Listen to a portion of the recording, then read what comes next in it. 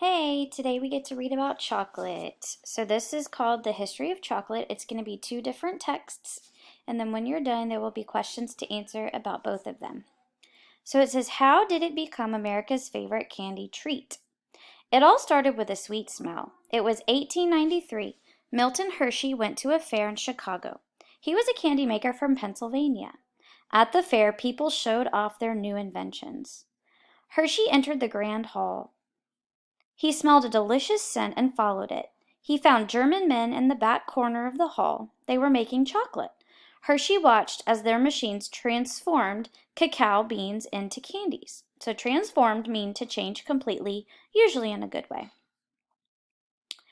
Hershey owned a caramel factory, but he soon decided to change his business to chocolate.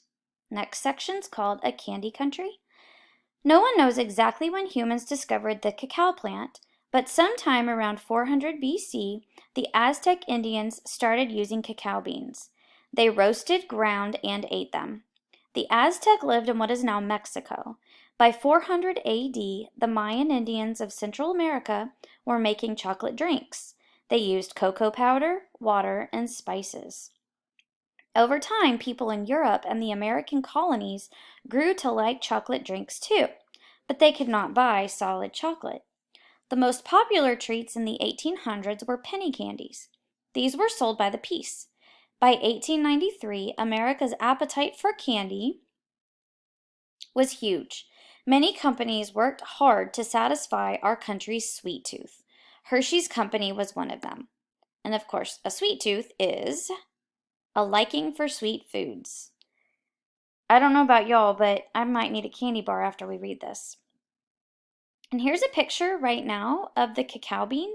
So that's how it all starts. And if you were able to watch the video that I posted, it talks about how they actually make chocolate from the cacao beans. It's pretty cool. The next section, finding a new recipe. Hershey bought chocolate making equipment at the fair. He shipped it back to Pennsylvania. He hired 2 chocolate makers. Soon his new chocolate business was doing well, but Hershey wasn't satisfied. His chocolates were tasty, but he wanted to make a lighter chocolate. He wanted it to be creamier. Swiss chocolate makers used milk in chocolate, but their recipes were kept secret. Hershey would have to figure it out himself. This was not easy. Cacao beans are made into cocoa butter before they go in chocolate. Cocoa butter is mostly oil. Milk is mostly water. Oil and water do not blend easily. Hershey's team tried to find a recipe that worked. They made many oily messes. It took them months, but they finally got it right. Sweet-smelling town. Hershey sold his caramel business. He wanted to focus on chocolate. He built the world's biggest chocolate factory. He also bought a town. He named it Hershey. By 1915, he was a success. Hershey's nickel bars were the #1 candy in the nation. Today, people still visit Hershey, Pennsylvania. They admire its busy factory. They smell chocolate in the air. It's the same smell that Milton Hershey enjoyed so many years ago. And that is actually a real place you can go. And I think they have an amusement park in Hershey, Pennsylvania, like Hershey Park. And yes, it actually does smell like chocolate. So the second text is, again, nonfiction, and it's called A Future Without Chocolate, the fight to save the world's favorite treat. And again, here's a picture of the cacao pod, and they open it and take out the cacao beans, and that's how they make chocolate. Close your eyes and try to imagine a world without chocolate. There would be no more brownies, no more ice cream with hot fudge, and no more M&Ms. Sound scary? Some experts say this could happen. Chocolate comes from the beans of the cacao tree, and cacao trees are getting harder to grow. Millions of cacao farmers are in trouble. A hard life. Much of the world's chocolate comes from small farms. The farms are in Africa and South America. Cacao farming is not easy. The farmers cut cacao pods from the trees. They hack the pods open with huge knives. They take the beans out of the pods, and then they sell them. Most cacao farmers struggle to make a living. In West Africa, these farmers earn about $1 a day. That's if they're lucky. And cacao farming does depend on luck. The trees need a lot of water. Dry years called droughts can ruin entire crops. Farms in danger.